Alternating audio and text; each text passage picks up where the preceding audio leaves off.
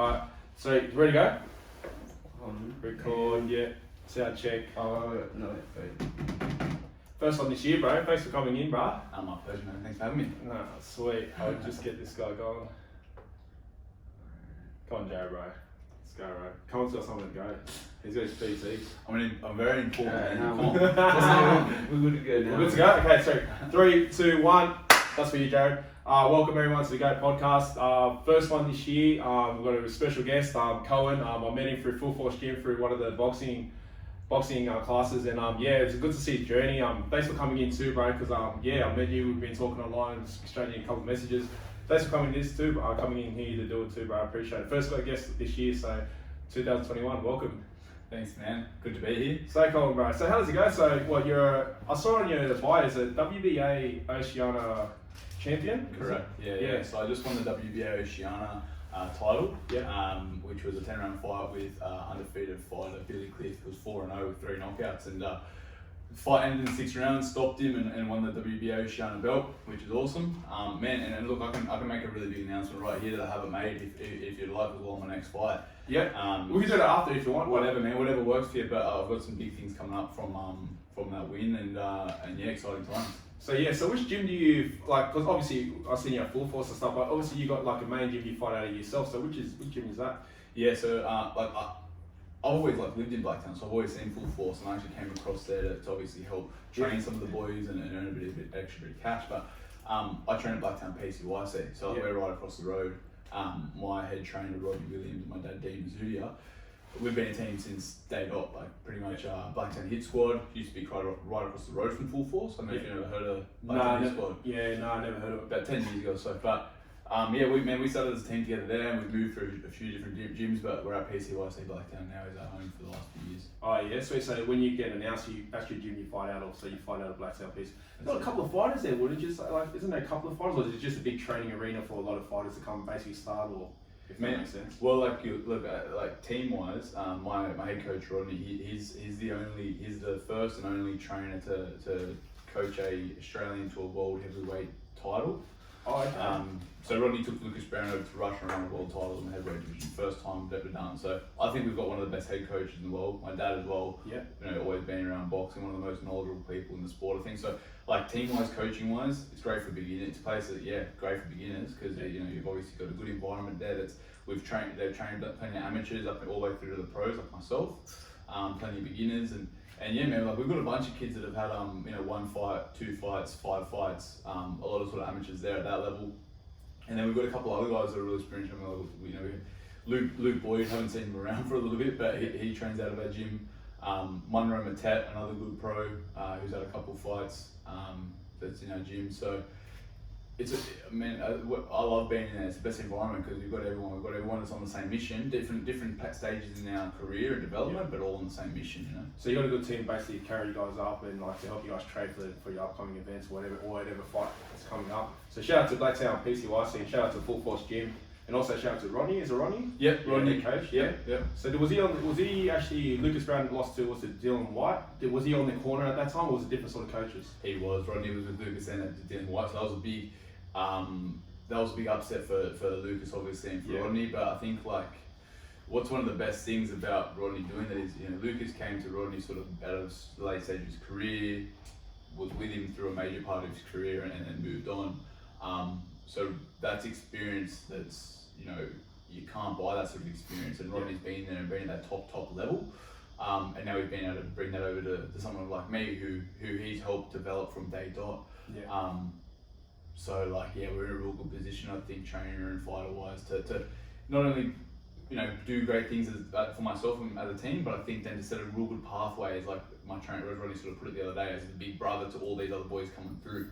Which is, man, like I have a massive respect for. That's why I love the sport and love seeing people in the sport doing their best. So for me, creating my own path, my career is massive for me. It's the most important thing. But then knowing I'm going to leave a trail of breadcrumbs and also doors open for these other boys that, like, a lot of them are from a lot less fortunate circumstances than me is fucking awesome. Like that's the part. So you grew up in Blacktown, and you. So when did you actually start? Actually, let's take it to the start. When did you actually start training in boxing? When did you start to realise this is something I want to take it as a career? When was all that happening? Yeah, man, I was about 13, 14. Like dad had always Dad boxed me when he was younger. I never fought, but I did quite a bit of boxing and always watched it. So I grew up watching him, and like, you know, some of my earliest memories is, you know, him doing the Oscar Lula big announcement and like getting me G'd up as a little kid, you know. That's mad. And like I didn't play like a lot of different sports, but I was never like pushed into it or nothing. It just came to a point where I started wanting to do it for a bit of fitness and fun with Dad in the backyard, getting a bit of pads. And then I think I walked into the gym for the first time when I was 14, and the idea was fitness and like a bit of fun and, you know, another sport. And then was pretty good at it and fell in love with it. And then had my first amateur fight just after I turned 15. So was it in the pipeline for you guys to hit the Olympics or like the Commonwealth Games? Was that ever being talked about at like you started 15? I think it was 18, you have to be 18 to go to Olympics. Did you ever talk about that, or was that ever in the cards? Or? Yeah, man, that was always like the goal obviously as an amateur is the Olympics is the top tier, the Commonwealth Games, World Games, those sort of things. Yeah, man, and I always just fell short. I had about 80 amateur fights. 80? Yeah. Fuck's sake. You had 80 amateur fights. One a week or something like that. Yeah. Oh man. Well, at like a state title tournament or a national title, state titles for example, you can fight 3 days in a row, Friday, Saturday, Sunday. Have to cut and make weight each day and then fight and back it up, and it's a knockout tournament. Yeah. You know, nationals sometimes 4 times. Sometimes at these world and Olympic events, guys are having to fight 6 times in 2 weeks to win gold. You know, then they take away headgears, people getting cut, people getting injured, and they cut weight. It's a crazy sport, man. I think boxing's the hardest sport in the world, no doubt. But I think amateur boxing is harder at the top level than professional boxing, to be honest with you, because of those crazy like back days. And it's different style. Would you say it's different? Like I noticed when amateur, even like I'll shout out to Lomu, one of the homeboys used to be in. His style, what he teaches, is very amateur. Like it's very touch. But would you say when you sort of see the pros, it's a bit like you're looking for the knockout? Like if you know what I mean? Like if you see how or from my point of view, what the fuck would I know? But in boxing, but from what I see in boxing in Olympics, it's very touch, like, you know, sort of point scoring fight. But then when you see them translate to like say professional, it's totally they have a totally different styles, a different coaching, or it's just the way it is. Yeah, man, like they're 2 different sports, like amateur and pro. Yeah, they're 2 different sports, because you know in an amateur fight you've got 3-minute rounds to win your fight. You lose 1 round and like you're in the shit. You got to win the next 2 rounds to win that fight. And that's why, and because of that, the fights are fought at such a frantic pace. If you watch it like even the beginner levels, but like as you go up, the biggest thing that changes, as well as the skill and ability of the fighters, is the pace of the fighter. You watch some of the Olympic fights; they just constantly move and constantly punch and and that's because you have 9 minutes to win the fight. So because of that pace, the pace is picked up. People aren't sitting down on punches as much. You don't have the opportunity. It's more of an opportunity thing. You have bigger gloves on. The fight is controlled a lot more in a boxing match rather than a fight. So like an amateur boxing match will be, you know, it's a chess game all the time, speed, reflex based, trying to get off as much punches and score as much as you can. Whereas professional fight, you're not getting pulled up for things like having your head down. Amateur's going to get pulled up if your head comes down, or if you slap, or if you hold, or if you do anything. Basically, it's a very clean match. A professional boxing fight is a lot different. You know, you're allowed to clinch, you're allowed to use your forearms and your head a bit within the rules. And you're given a lot more opportunity to hurt your opponent. That's another big thing. Would you say the style, would you say someone, so basically you can get someone who's average in amateur fighting, but you put him in pros because their style sits better with pros, they can do good. Would you say you've come across a lot of that, and vice versa? You got amateurs that get gold medals, and then they come into pros and then they seem to struggle. Have you seen that along the line? Heaps. Heaps, and that's what I mean. Like for me, I always just fell short. I had a lot of injuries and a couple of things that went wrong, but for whatever reason, I just obviously couldn't get that gold medal at the amateur, at the Australian level. I'd always just fall short, get the silver and whatever else. A lot of the time was because I would start a bit slow and lose that first round. In the pros, you know, within my third fight, I was fighting for an 8-round title fight, and from then onwards, I fought 3 10-round fights in a row. Next one being a 10-round fight as well.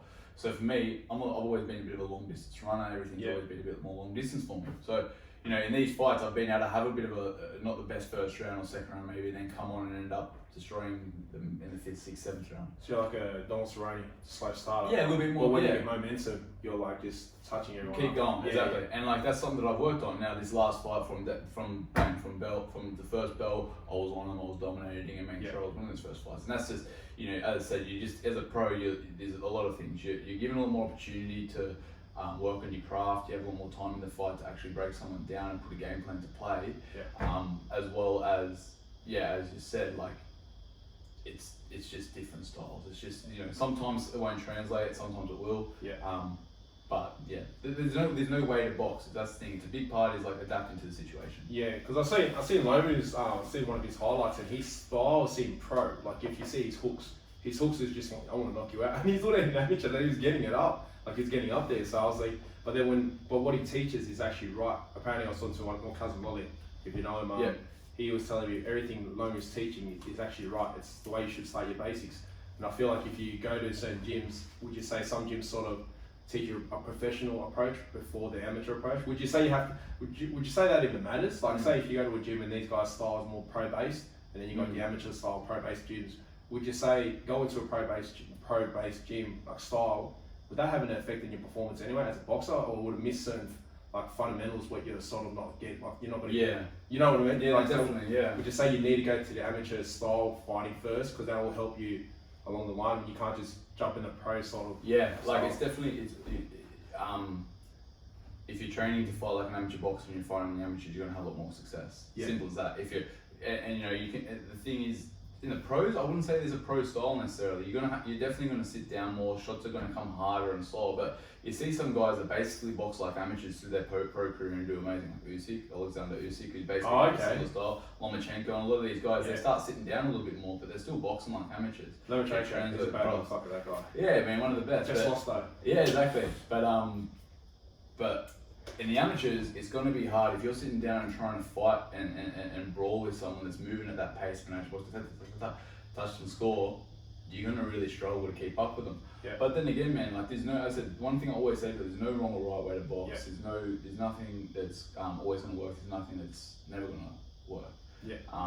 I think that if you're, as I said, going to any gym, you've got to assess what, you know, you've got to be sort of aware that they're going to have strengths and weaknesses. And one thing I always say to people is that, you know, famous Roddy Mayweather quote, most people don't know shit about boxing. Most people don't know shit about boxing, man. Exactly. Most trainers, most fighters, most people in boxing don't fucking know shit about it. Yeah, it's quite ironic because my dad's been saying that to me since I was young. Oh, man. He tells me, you guys don't know boxing. No one knows it. Like, even as a general public, that's why, man, you got the most retarded. You got the, you probably can't say that word, but you know, you got the worst. You got the worst fans half the time in combat sports because they'll, you know, jump on bandwagon fighters and spit on them when they lose and all this shit because they've got no education and understanding about it. Fair enough. I don't care about them. Like, that's cool. Like, you hate, love. You need them, but whatever. Exactly. They're dollars and numbers. That's all it is. All those people. The people within the sport, it drives you crazy sometimes when you see judges, officials, trainers, fighters that don't know fucking shit about the sport. You know what I mean? And like, I don't claim to be an expert in the sport either, but I think that I have an appreciation for the fact that of that. And I also have an appreciation for the fact that I don't understand parts of it. And I think that applying that to most people can't apply that to anything, let alone their boxing. Most people want to think they've done something, they've seen something, they know something. You know, another left field example, I worked in property. Everyone likes to think they know about property investing because they have a house. No one fucking knows about property investing because they haven't learned about it. No. 100%. But everyone likes to think they know a little bit about boxing. Everyone likes to think they know a little bit about fighting. You know, what I mean? I think that's what it comes down to, is a bit of a... I can understand that. I can understand what you're talking about, because when it comes to fighting, I just shut the fuck up. You know what I mean? Because you know, in full force, when I was fighting and even when like you're sparring, you can have a guy who's 70 kilos and you could be 100 kilo heavyweight, and that guy knows how to fight, and then you realise, oh shit, you know, it looks good to say, and you realise you have a different appreciation. So when you look at, and even it's like a tribal thing too. Like you see your mates fighting and they lose, you know what, you know, you sort of want to help them in a sense, and you respect them. It takes balls to jump in. I don't care what anyone says. You can be the best fighter on the street and talk about how good you are there. But if you fight a fighter and like a proper one, you have a different appreciation of how they fight, and you probably look at fighters and respect them more in a sense. And that's my respect to sort of even my cousins and, you know, to people, my family members who are always fighting. I think it was just born into me having a different appreciation, because I've always got advice from the right side.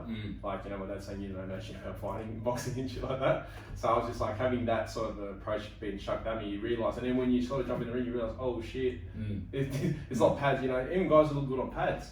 Guys look magnificent on pads, and then, you know, pads don't hit back though. So when you get someone who looks, even guys who look awkward, guys who just don't even look like they know how to punch pads, and then you spar them, and then you go, Jeff Horn. Yeah, Watch Jeff yeah. Horn. It looks like he couldn't box, but he'll touch you up. And man, that brings me back to sort of the point I was making when you were talking about different gyms and trainers. Is don't fucking just believe what you see on Instagram sometimes. Oh, bro, don't just believe what a trainer's telling you. Just if you're walking into a gym, do your research, talk to different fighters and people, and have a look at what you're actually learning. Because like some people, yeah, man, like. And like I know guys that look awesome, like put all these crazy pad works together, couldn't teach someone how to fight. Yeah. You know what I mean? And I know guys that don't know how to hold pads, but can teach. My dad, for example, man, he the perfect. I think we're the perfect mix in the team because I have my Rodney, as I said, and this is just I think something that apply for any boxer. You got to be thinking, you got to be covering all bases. I've got Rodney, who's a technical master, understands the boxing purity as like a sport and a dance and an art form beautifully. And he's always analysing that and looking at it historically through different forms of different forms of war and combat and whatever else. And he also has a really good understanding about the mental side of things in the business. But I think where my dad comes into playing, where he has a really great understanding and knowledge, and something you need to have, if you don't have as a boxer or a fighter, you need to have in your corner, is someone that understands that sliver of essence or soul or whatever it is that comes into combat sports and in anything that has great physical difficulty, I believe, that makes up the best fighters. Yeah. As I said, the thing between the combinations, the thing that's between the technical practices you're doing, the flow of the fly, the feel of an energy, the sixth sense that you sort of have once you're in that zone and being able to fly in that flow state. That's something that my dad has always had. He's always been able to point out, and I've been doing it myself. He's been able to read a fight, been able to read someone's emotions, been able to read the vibe of a room or whatever else. I think that's something you've got to be able to apply. As I said, the mastery of anything is always that sliver that's like unspoken sort of. It's like that saying, a sweet science to it, the sweet science to it. And that's exactly what I'm talking about. Even the best guys in the sport sometimes will never get it. And man, some of the best fighters will never get it. They can just fight. Yeah. Some you don't need to always have it. But I think, I can't remember who said it, but it's the quote, once you know one thing all the way, you know all things all the way. Yeah. I'm not sure you've ever heard that. No. Basically saying like if you've mastered something, or you're continuing down the path of mastery of one activity or one profession or one art form, you can apply that knowledge and that learning and understanding to all things. It might not be directly relative, but you can understand, you can now go probably learn something, master something else twice faster you would have So before. basically all the discipline, all the knowledge, all the experiences you gain, it can slingshot you to your next idea or whatever you want to say. And you can also then have appreciation for all other things. 100%. Because I have an appreciation for the mastery of boxing, I have an appreciation for the mastery of anyone, a mechanic,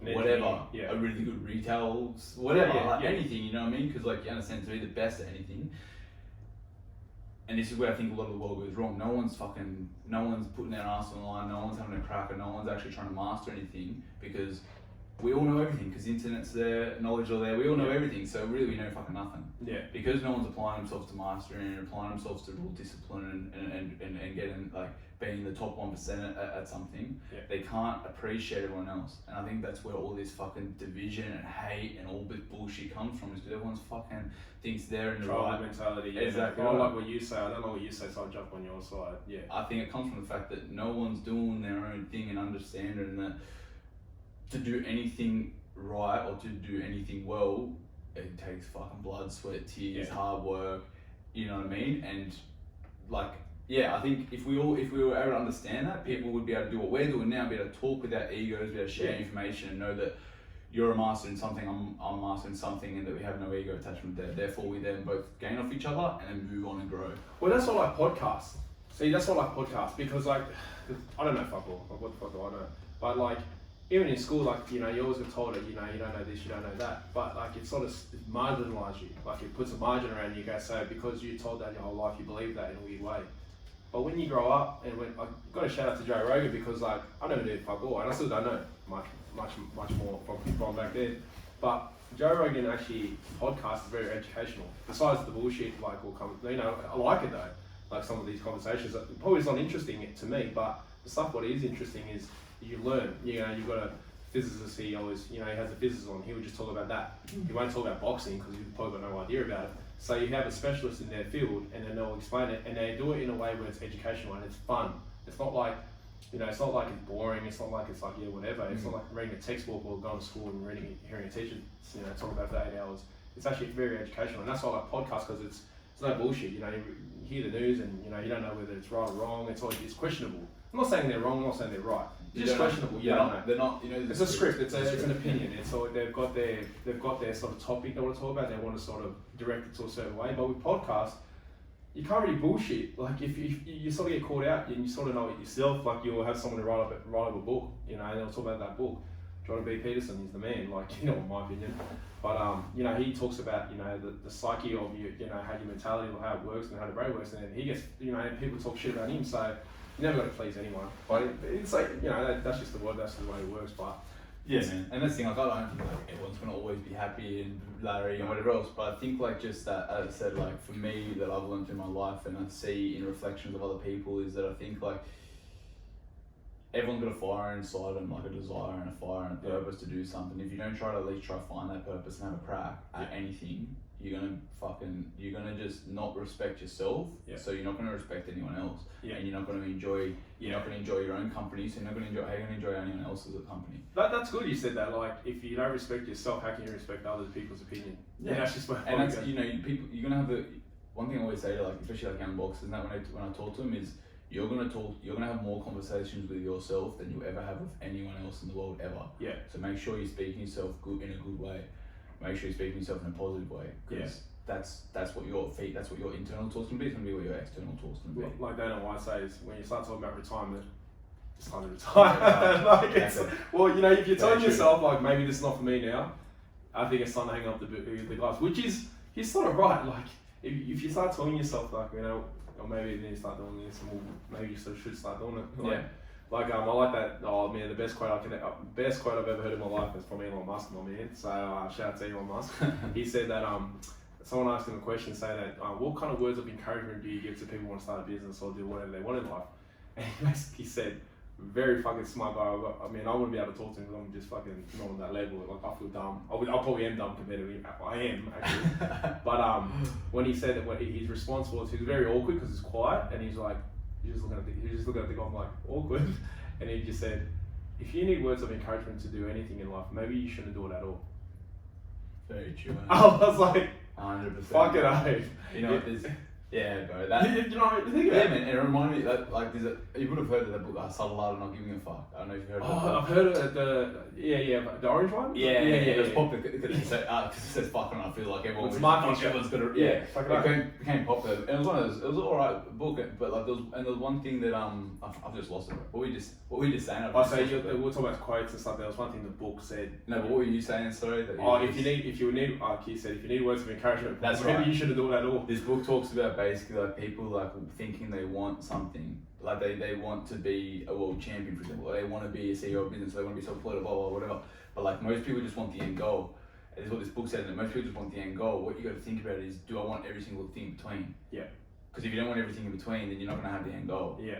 And that's what I remember reading and thinking, oh fuck, do I just want the end goal of being like a world champion boxer? And I thought, no, I love everything in between. I love the grind and the process and everything that I have to do to get to that point. And that's saying like what you're sort of saying. Like if you don't, that's what Elon was saying. If you don't like want to get up and do it, or if you don't have a passion or a drive around something, you've already lost the race. Yeah. No, but like, I think you're trying to say if you need that of other people, if you need to rely on other people for your resource, that's what I mean. Yeah. What's the point of doing it? Exactly right. Yeah. If you can't find an internal drive, then fuck. And would you say that so going to your boxing, so would you say, so with your dad in the team, I think I heard this before, like, I saw this man talk about inspirational quotes, but like, not that I give a fuck about him, but there was this quote, I think Mike Tyson, he said that behind every good fight is a team. And that's what you're talking about with Rod, your father, your dad. Like, it's true, because like the people, your team sort of creates a good fighter too. If you've got a shit team, like look at the downfall happened to Mike Tyson. So it's Customato who passed away. He was just basically part of his team, and then he sort of got left astray. So he was lost in his own right. So, and see how he struggled with life in general, like you were talking about, what you learn in boxing, discipline, hard work, dedication. You can sort of use that in your life. And when part of that's gone, you know, from your main source, his main source, I guess, was boxing. Once part of that's gone, it sort of breaks down everything in life after that. So it's good that he found himself again. I love Mike Tyson. He's a fucking animal anyway. But And then, as you freak said, of nature, that guy. Like, yeah, man, he is. at 50, I wouldn't want to spar him. But I mean, like, as you just sort of said, he found it in himself again. Yes. At that point, he relied on Customato and he learned off him and whatever else. And I think that's what you gotta like take from like what we're sort of saying there with the team thing is everyone needs a team around him. And like we're talking about the podcasting and you know, everything that we're sort of discussing is like sort of wrap that up. I think he's like you always need other people to learn off, and you should always be seeking someone. If you want to, like the way that I look at it, whenever I want to learn something, I want to do better at something, I just seek out whoever I can talk to that's doing that in a better way than me. Just ask them for a bit of time, grab a coffee, and literally just pick their brain. It's that simple. I just said having the conversation and finding that. I think as I said, surrounding yourself with a team of people, which whatever you're trying to do to be able to learn off and gain those knowledge, but then also not being reliant on those people. Yeah. Because I've done that in the past. I've gotten to a point where I was relying on a team. We talked about BKH before. Yeah. I got to a point where I was like, oh sweet, I'm like, these guys are sort of setting me up a little bit fun, helping me out financially, and relying on people in my team. Yeah. Everything sort of went to shit in a way after that because of the fact that I had lost that internal driver. I was expecting results. You got complacent, not comfortable, a bit complacent. And expecting sort of like being result focused rather than process focused. Yeah. And once I sort of stripped that away, again reassessed my team, but then took control as me as the leader of my team because my team is ultimately Team Mazoudeir. It's me, it's my brand, and whatever you're doing, it ultimately it's going to have to be from you first. So that's the only way I reassessed it, had a look, and then realized that I'm the CEO, owner, founder of this team, and I'm got to be in charge. No matter if I'm taking myself away, as I said, building a good team, putting these people in charge, I still got to be in charge of that, and make sure that like I'm directing where that's sort of going. So yeah, it's basically you want to. It's like it's a bit like this. You want a PT who's overweight because like. You can't tell me to do push-ups if I'm going. You can't do two. Yeah. So you're a producer. You're a product of your own. You're a producer of your own product. So if you look the part, you speak the part, you act the part, if you're professional at the part, people will respect that and people can follow that and people will buy that. They'll buy into it. But if you're something that you're not and you're claiming to be something, people won't respect it. You won't get nothing out of it, and you're probably fooling yourself anyway. And you sort of fall behind the line anyway. So that's just the way it is. But so you started boxing. When did with your boxing, going back to your boxing, so with your 8-1, so 9 pro fights. So when did you get that? When was that thrown at you, the Oceania title fight? When was that? Within your 4th fight or 5th fight or? Well, so basically 3rd fight I fought for the WBA Australian title. That was my first title fight. But I fought. It was an 8-round fight. Stopped him in the 6th round. That was the first belt I won. The second belt I fought for was I think in my 6th or 7th fight against Luke Woods, which is the fight I lost. So that was like one of the hardest things I'd gone through at the point that I lost my first loss in a professional career, but one of the biggest turning points and learning lessons for me. Yeah. And then since that loss, I've turned around and won my last 2 fights by knockout against 2 undefeated fighters, and then won 2 more titles since then, Pro Box Oceania and the WBA Oceania. So you got 2, WBA, WB, not that Pro Box. The Pro Box is a small, not to sort of. But still something. It's still something, man. It's still a belt. It's still a trophy and recognition to my work, and man, like that's what for me. That's why I box. Like I don't really give like. I legit actually didn't know what my title was called that I was fighting for until after. No joke. I actually didn't. I went to put up a post and I was like, oh shit, wait, what is this again? Okay, in promotion. Okay, sweet. Because for me, like I said, I've always been as a person just naturally result focused. Like the win, like that day, thinking about like winning and getting this and then that, and you know what I mean? Yeah. Once I sort of changed this year massively, just focusing on my mentality first and focusing internally and being process focused, being focused on what I'm doing in day and actually just focus on learning and getting better, the results come. Yeah. You know what I mean? Yeah. And that was a big change for me. And like I said, like this was the first fight I felt like in my 90 fights almost that I've had where I almost performed to where I can. I give myself a 6 out of 10 for the performance on that night, but it was the first time that I actually felt like I boxed like I can in a fight. Because as we were sort of talking about in the car on the way here, being able to transition everything that you do over those weeks and months and years to the night is a very fine art. Yeah. It's a very complex fine art, and being able to do it to your best. Because most fighters will know this, you get to a point where you first start sparring, you can't do anything in sparring, then you get to a point where you're comfortable sparring, you go out into another gym spar and you're spastic again. And you get better at that, and you go have your first image fight, spastic again. Get used to that. And it's one of those things, now I've finally got to the point as a professional now where I feel like even though I'm only 9 fights in, and I'm only 25. I feel like I'm a seasoned professional. Yeah. You know what I mean? I feel like I've had some hard fights experience. I've taken on a lot of things quick, and as I said, with the really good team behind me and all the experience there, I feel like we're in a really good position to do some really big things. Yeah, because I know what you're saying when you said that you know you fight at your gym, you know and then you go to another gym, you feel a bit spastic in that sense. I know what that feeling is because like you know when you get comfortable in your gym, you know your boys, you know your pros, you know your amateurs, you know your beginners and stuff. So you know when you want to break, you go pick on the beginners. You know what I mean? You go, oh, I want to break from this sparring around, I'll go to the beginner. So you got that comfortability. I guess you got that net. That's not safety net, but you got that sort of catch where you wanted to go. You know you can rest. But you get to another gym. And because you looked the part, they were like, oh, okay, we've got to turn it up on him. And then you got no choice because you're like, this guy's got to turn, then you smash there, you know, that's and then you're like, fight situation. Yeah, exactly. And to them, it's like a tribal thing. Like, where did this guy come from? Let's prove our point. I feel like you get that more in boxing.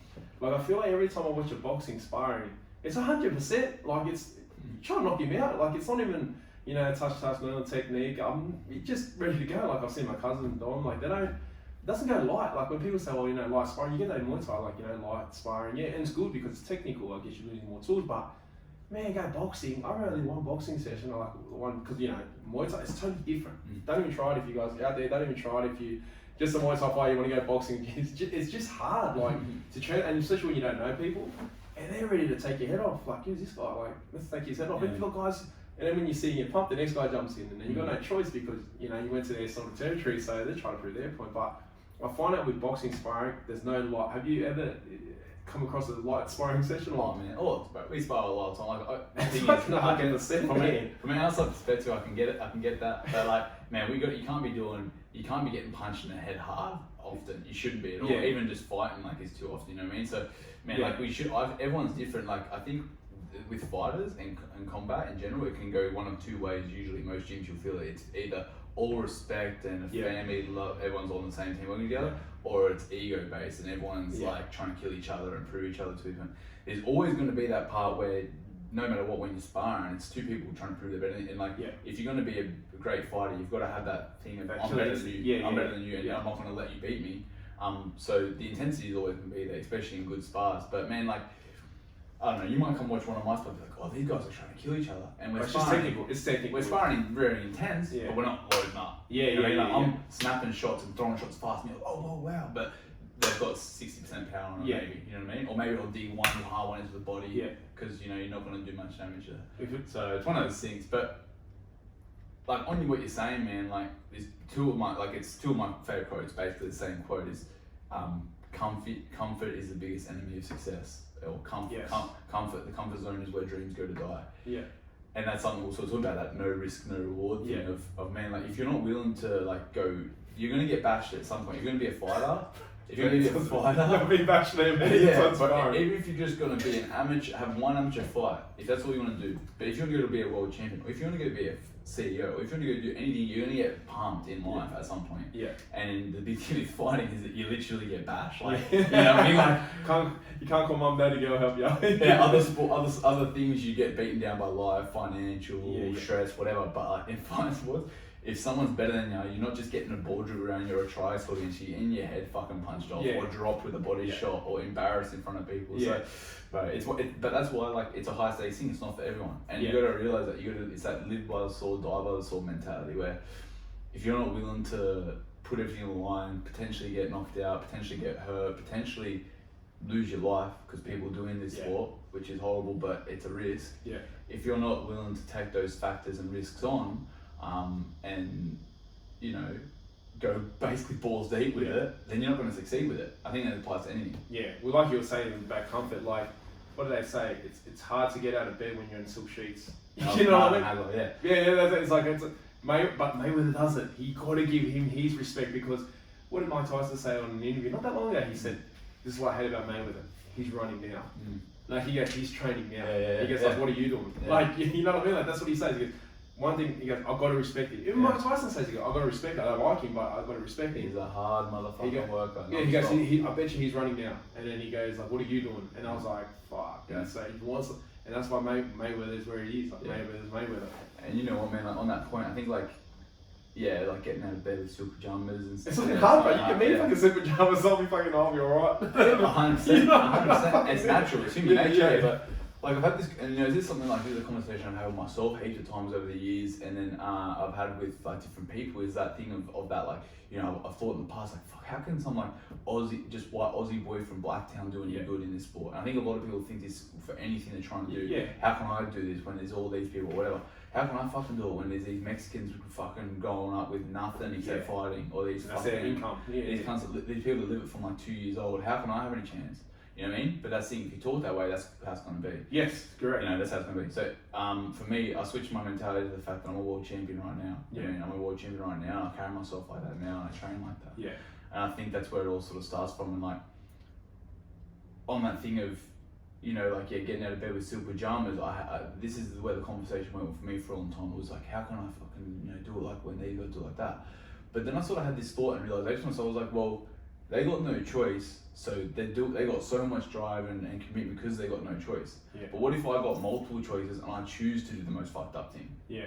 Is that not... That's motivating. Is that not more motivation? Is that not more Exactly commitment than someone who doesn't have choice? Yeah. I could be doing anything, man. I went to uni, I was working in property investment for 5 years and a buyer's agent, and I could make a great Get you on the podcast another time for a bit of information on property. Yeah? Oh man, that's we'll do that next time. that's my other trade. Yeah, man. Yeah. That's the thing, like I could be doing other things. I have a beautiful family. I have, I grew up in Blacktown, but my parents I didn't know that we weren't didn't have money till I was 14, 15. I was always looked after, had a beautiful loving family. So I'm not one of these kids that like needed to box. Yeah. But I love it, and I know that it's given me the hardest, most crushing, fucked up feelings in my life. Yeah.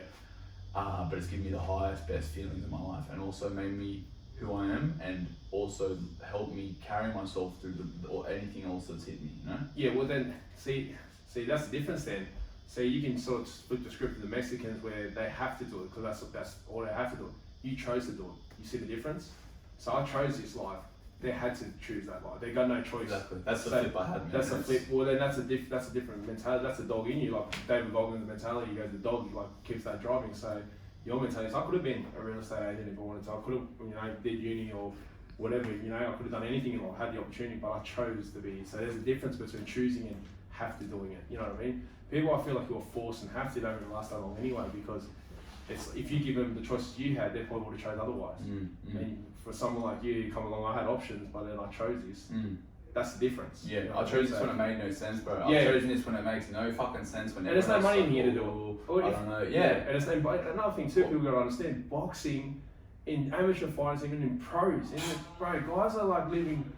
I'm gonna shout out to the females to all the partners for boxing because they really hold it down, bro. And I don't think they get the credit as much as they do. I don't know if my missus probably won't watch this because she hears enough of my shit talk and doesn't want to listen to it anymore. Let her watch it. But she does, man. Shout out. My missus Brianna, like angel. Yeah. Like no one sees the shit that like a man goes through or a fighter goes through. You know what I mean? The other your partner like that, and 100%. She's been through me with some shit and also been there since day dot, man. We've been together since school. She's high school sweetheart. Yeah, man, and she's supported us, and we're pregnant with our second baby on the way right now. Congratulations, bro. Thanks, bro. Like and that's the thing, man. I couldn't be who I was or do what I was doing without her. So good stuff. Yeah. And you know what? Another thing too, having someone to come home to. You know what I mean? That's another thing too. You can do it on your own and stuff like that. People can. This has been done, but having a supportive partner is also because also having a non-supportive partner makes it harder on the partner. I've heard stories where guys have partners and behind the scenes, if you make it, I'll be there for you. Like that attitude. That's a shit fucking attitude. First thing I say to them, get her out of your life, bro. That's the first thing you need to do for you to succeed is to get her out of that. On that point, like just on that little point, that's one thing I see people in fucked up relationships, and I'm like, and I see how amazing my relationship's been, how fucked it could have been, but because I'm with the right person, how great it's been. And I see people in relationships, like, man, there's a lot of other people.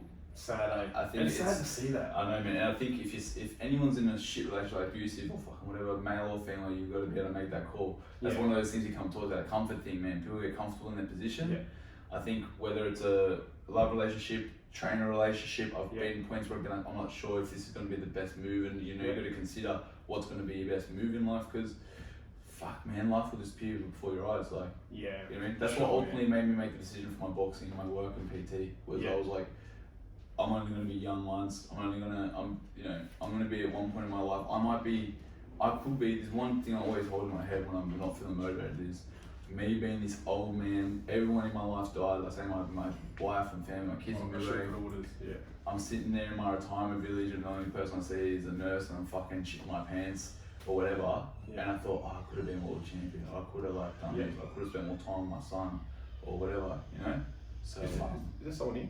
Yeah, I think it was one of, I don't know. Is it my little brother? Yeah, because he came to pick up barbecue stuff. Oh yeah, it's my little brother. It's Sonny. Oh yeah.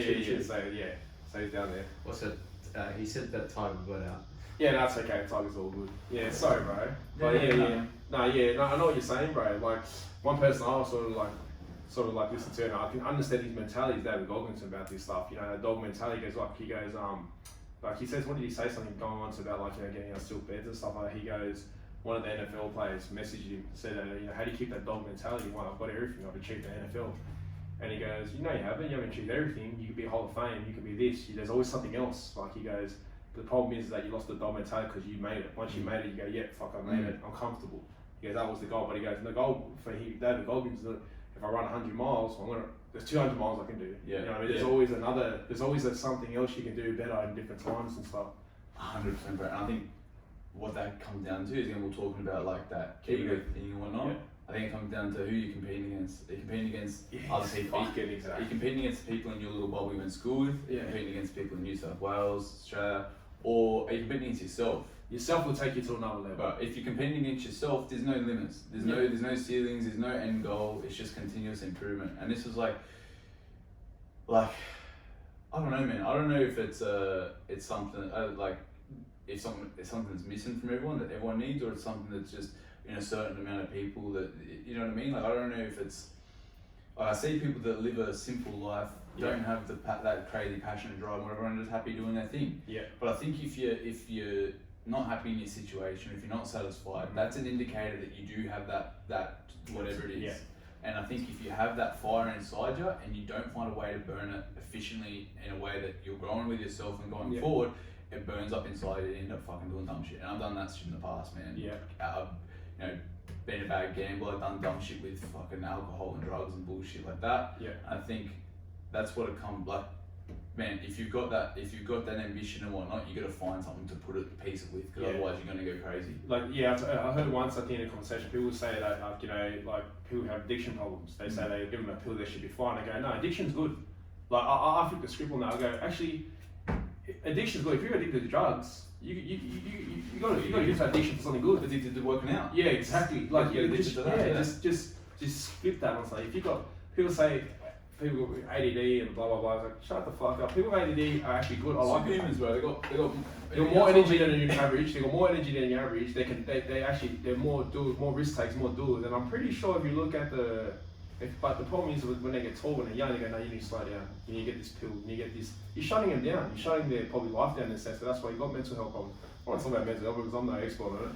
But what I'm saying is that in saying that, like I think that people with fucked up, what they say is fucked up situations, it's not really fucked up, you just got to flip the script on it. That's all you need to just use that in other ways, and then trust me, it'll come out a different result. And I think we don't encourage that. I think we say, oh, this person's got that, give them a pill. This person got that problem, don't worry about them. Just like, you just got to just tell them, like, you can do that, but you just got to do it another way, and it'll work out better for you yourself, if that makes sense. Man, I think like one thing I learned through like the last year or so is like this paper thin line between like sanity and insanity, or like, happiness and depression or anything. There's a very thin line, man. Sometimes it can be the most simple thing, like literally some people like I talk to and I'm like, I can tell this person's just not happy because they're eating like shit and their guts probably fucked, and then because their guts fucked, they're not producing serotonin in their brain, and they're not happy because that's what makes you happy. It's simple as things like that. Just eat right and then different feelings come out. Exactly right, and that's what I mean, like for anything, like as you said, like the difference between a drug addict or a CEO of a business can be, or like say someone, a drug dealer, a kingpin drug dealer and a CEO of a business, they're just selling a different product. You know what I mean? You just got to flip that, as I said, flip whatever skills or whatever is a negative and see how you can turn that into something you can use. I had one of the boys on, Jordan Sharp. He was a psychologist, was one of them. One psychologist or psychiatrist, one or the other. I don't know the difference. I think one can describe you pills and one can't. So I don't know the difference. But he was telling me that most CEOs in life, what did he say? He goes, that's like, they're like, oh, crazy, what's the word? There's something around that realm. So when you talk about like, they're very, what's that freaking word? They have a mental illness or some sort. They're psychopaths. Yeah, because they're very not psychopaths. Sociopaths. Sociopaths. Yeah. So in saying that, they're just very direct. Yeah. Like they don't care.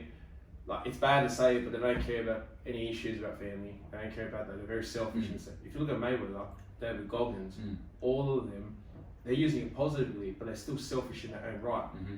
Like for you to be David Goggins, you basically have no. It's going to be hard to have a relationship with a partner because they can't keep up with that intensity.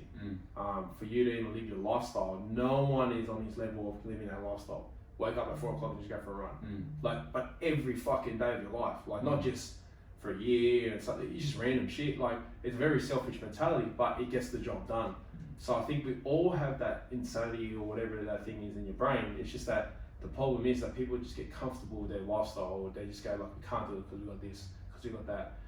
People say you can't do this, but then wait a minute, this guy's done it. He's got everything you're explaining, but he obviously there's a selfish mentality about it, and there's a lot of sacrifice. I think one of my mates said this quote to me when I was in high school. He said, "Everything comes in." He goes, "Joe, everything comes in life at a price. It's the price you're willing to pay to get it." You know what I mean? And it's simple. And it's simple. It's simple as fuck. And cause I listen to, we both obviously listen to different people in success and read and educate ourselves, and I can auto books, not read. I struggle to read. So auto books, just correct everyone. Auto books. Yeah. And like obviously anyone that's watching this or listening to any of this stuff, like it just, what we're saying is the same words and repeating the same sort of recipe and ingredients that everyone sort of says.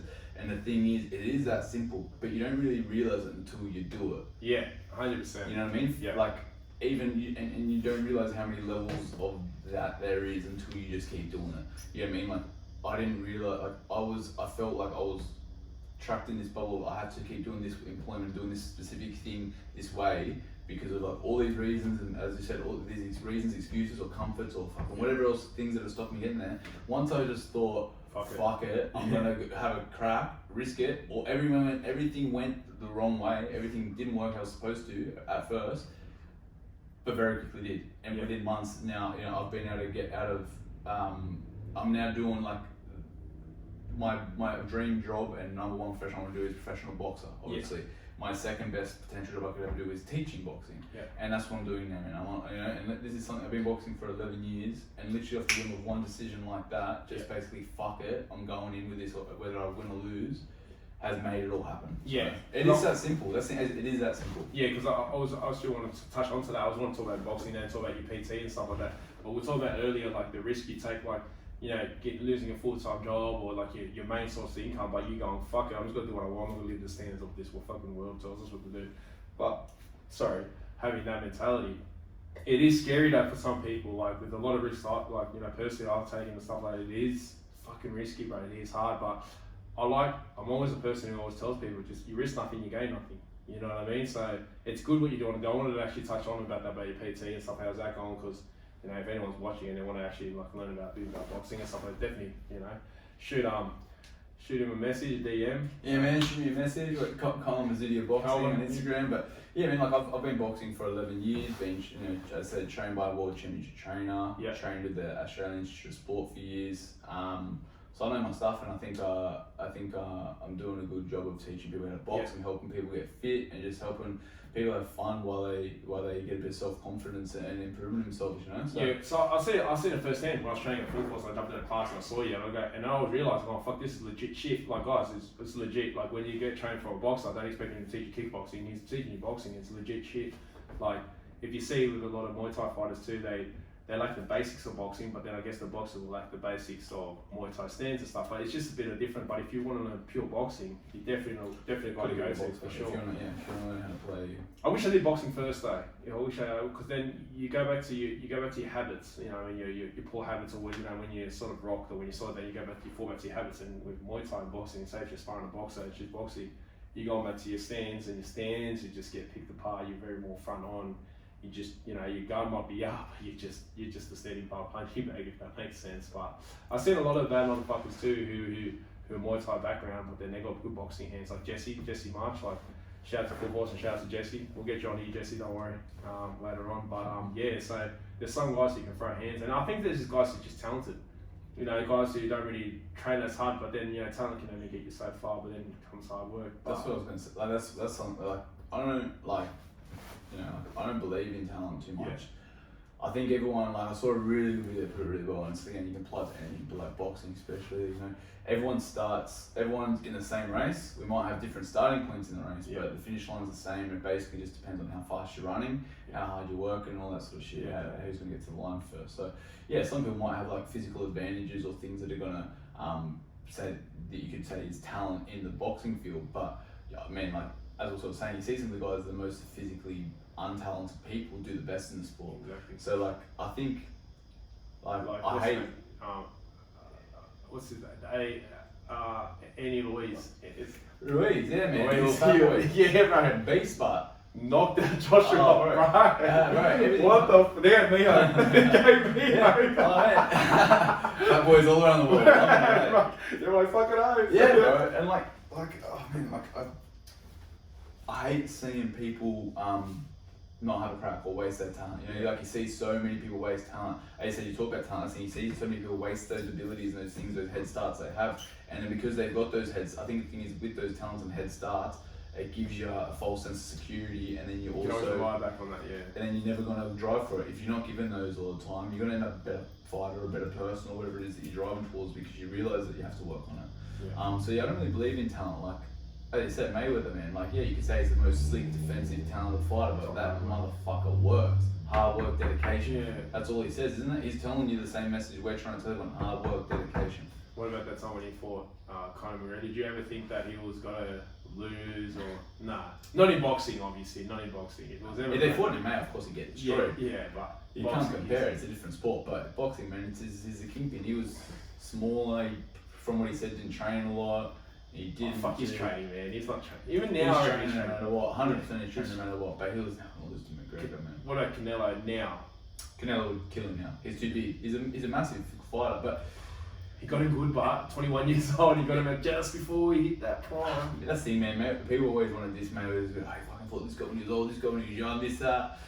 Yeah, man, it's the business, bro. It's what everyone does. Everyone does the business. Like, everyone's smart with that. He just didn't lose, so then everyone wants to hate him. Yeah. But everyone's on the same shit. Canelo's fighting people who are past like, everyone does it. So what about that comment? Sometimes Mayweather's comments is just a bit funny, because he goes, oh, people say I'm successful, but they're racist, because when I live my life, it's all racism. But he goes, but I get it from all my own people. And then I was like, dude, if it's from your own people, it's not racism. Yeah. If your own people are against you, that's not racism. I think he says a lot of shit just for us to talk about. I'm going, bro, that's not racist. He hasn't even fought. He basically hasn't had a real fight. Like, because you can't count Conor McGregor or his Japanese ex-nation. He basically hasn't fought in 4 years or something. A real boxer, yeah. And he's still one of the biggest names in boxing. You know what I mean? So fuck, bro. And that's what, one thing I've always talking about.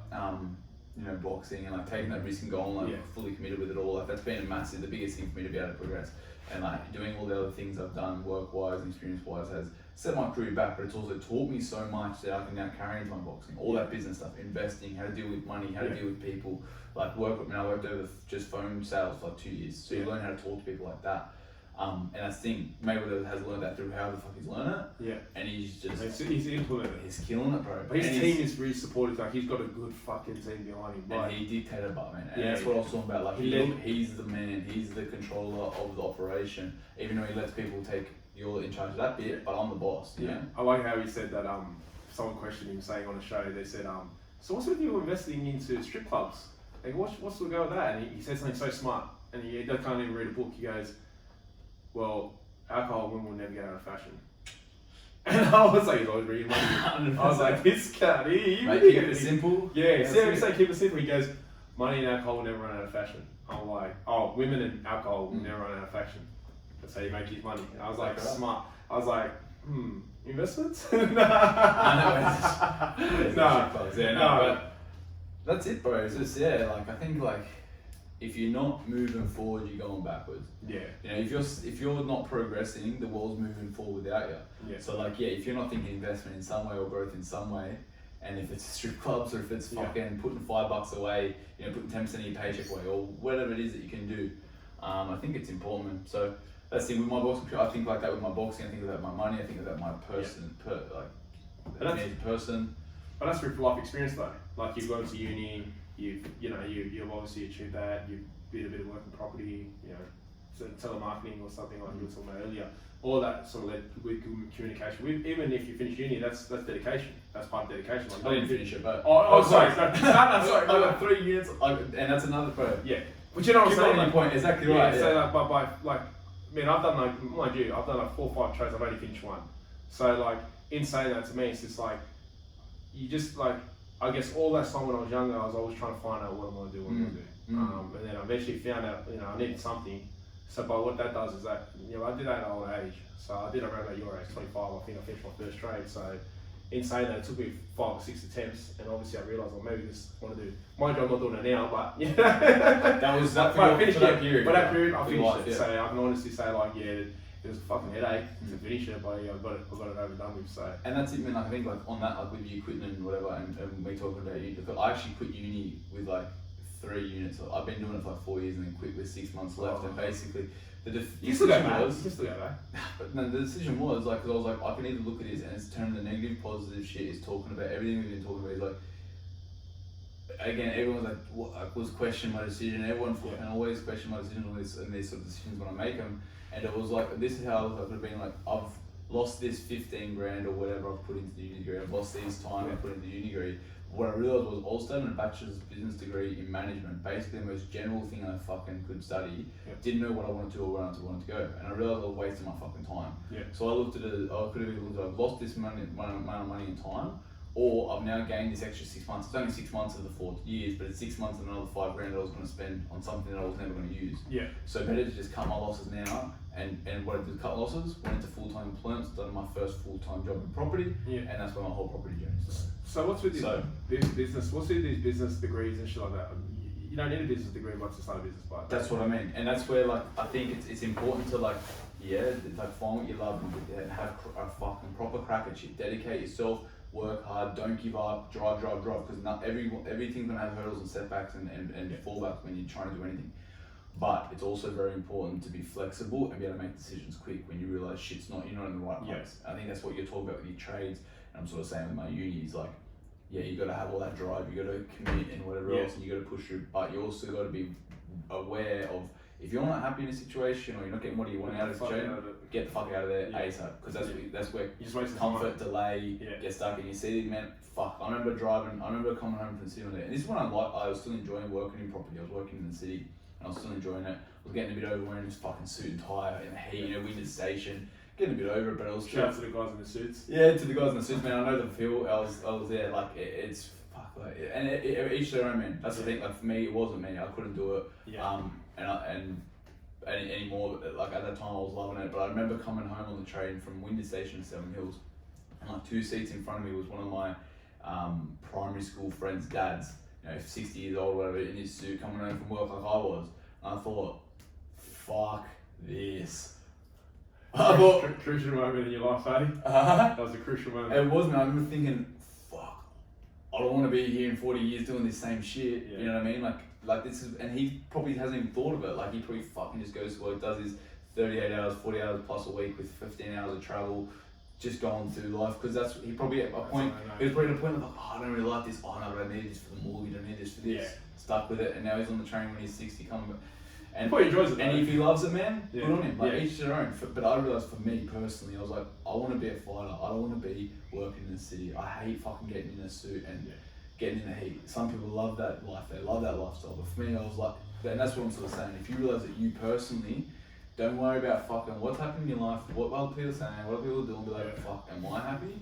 Am I satisfied? And if not, But that's why I give props to you, because I remember the first time we talked at the gym, you said, oh no, look, I'll just do this now for I quit my job and everything, PT and stuff like that. So big credit to you for taking that risk and stuff, because obviously you were talking about something about you just building a house or something like that. Yeah, bro. So a lot of risks taken there, just build a house and then just quit your job and stuff. But look, I'm with you on that. You know what I mean? Like, big kudos to you because, like, you know, that's the kind of stuff people sort of invest their time and their money into something. And they go, oh, if I do that now, I can't do this because like then we won't have enough stuff for that. So for you to even take that risk, good on you, bro. Like, I'm with you on that. You know what? On the other side of it, also, I do understand that like it's not like I was in even though it was very difficult, I was still in a privileged position. I know.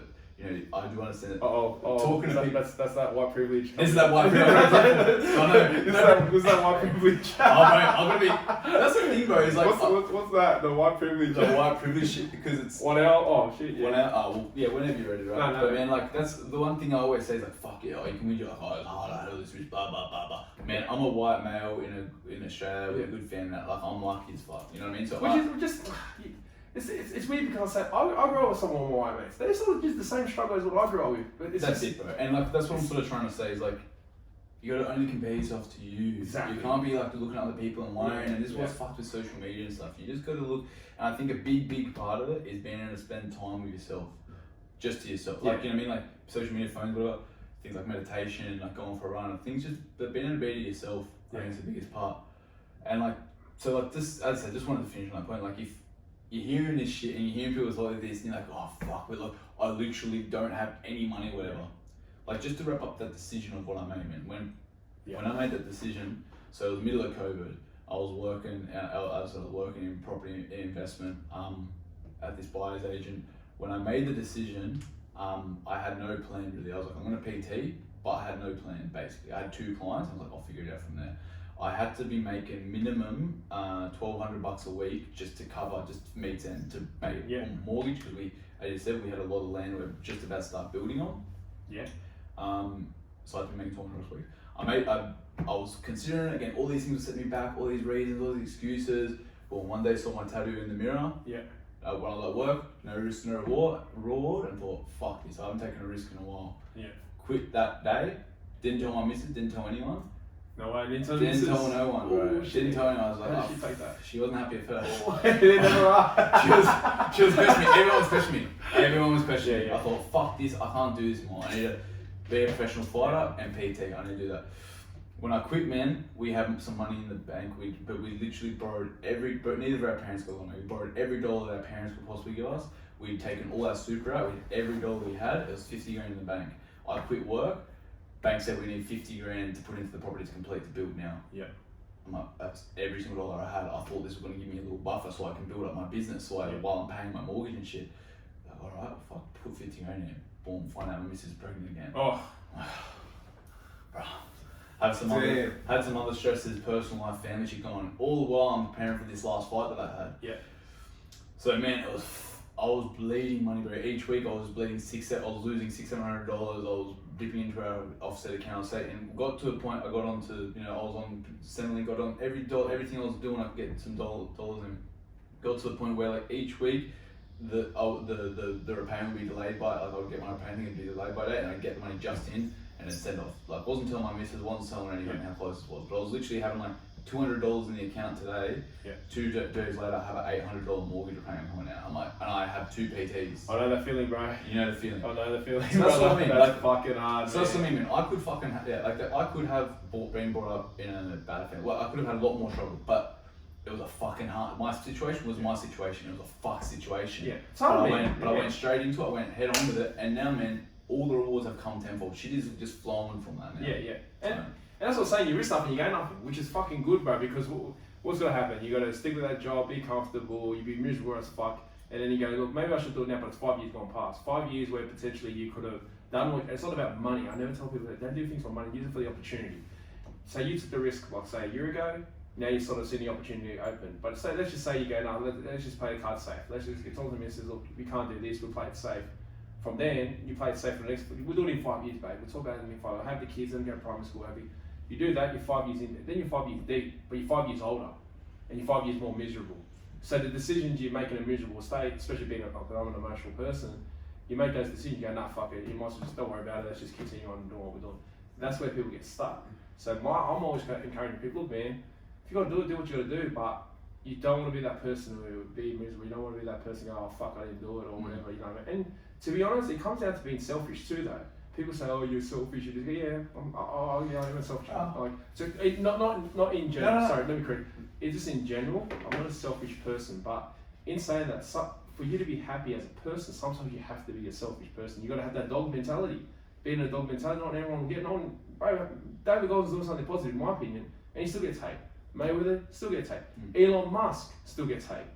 So no matter what you do, it's like fuck everyone else. Just be selfish in a weird way. Like my dad used to say to me when I was a kid, this is what I put up in is, you gotta look after yourself first because no one else can. 100%. Not only not that they won't, like no one will, but no one can. Literally, no one can look after you except yourself. So if you don't look after yourself first, you can't look after anyone else either. Yeah, and that's in my head too. It's just like I look at this. Like I sort of it took a couple of years for me to develop. When I was young, I was in high school. I used to think, oh, this world is rainbows and butterflies. Once you finish high school, no one gives a fuck about you. The world really literally hits you on your face. So my mentality is that I couldn't give a fuck about what this world offers. Just do what you got to do to get by, but just don't be a prick about it. Like just still be helpful, still be giving, still got any good values you have in your life. Keep that. Like don't get rid of that. But anything what feels like anything what I hesitate with, I got rid of. So if I hesitate of doing something, that mentality or that attitude's gone in my life. I just do it. So that's what got me here to where I am now. I'm not saying I'm the fucking best. I'm not saying nothing like that. But you're doing your best, bro. I'm That's doing my like, best. Yeah. I think that other side, like obviously being selfish is important, but also as important, if not more important, is not treating the world with a famine mentality. Because I think people treat the world with a famine mentality, and that's where that selfishness becomes damaging to others, and where you're like competing against others, and like if they're getting that, and I can't, it's gonna be me or them, and fucking you know, where you can be selfish and try to get as much as you want and do as best as you want, while also, as we're doing and as we're talking about, wanting success for everyone else. Yes. I think that's what comes down to being kind, being generous, wanting and giving, and therefore you shall receive more. Well, this is part of it. You know, your story, you're giving your opportunity, your time and stuff like that, and giving your story. That's part of giving. That's part of like giving back to people, like, you know, and it's much appreciated you do. And all my guests to come on, you know, even, you know, just in advance, thank you. You know what I mean? Because this is what it's all about, passing information, and you know, people think giving is just about money, and all that. No, it's not. It's about information, and I think that's more important. What's that quote? You know, you like that fisherman story. I think if you give a person a fish or you teach them how to fish, there's a difference. Whatever. Yeah, I know what I mean. So you can teach a person to fish, he'll be able to fish for the rest of his life. Yeah. He'll be able to feed himself for the rest of his life. But if you give him a fish, then feed him for a day. You feed him for a day, exactly. So, and this is what we're doing: information, podcast, stuff like that. But Koen, man, appreciate you coming in because the time you got to go to do PT. Yeah. Next time you come back on, bro, we'll talk about your property, we can talk about your PT more. And sorry about this, it was a very inspirational podcast, so we're ready to go for 2021. I wasn't expecting it. No, it's good, man. It was good to talk to. So I appreciate you coming in, bro. We'll talk soon. And I'll hit you up on those PTs and stuff like that. But yeah, cheers, guys. Thanks for that. Jared, we're good to go, bro. That was good, bro. It was more inspirational than. I know, we just got on a vibe.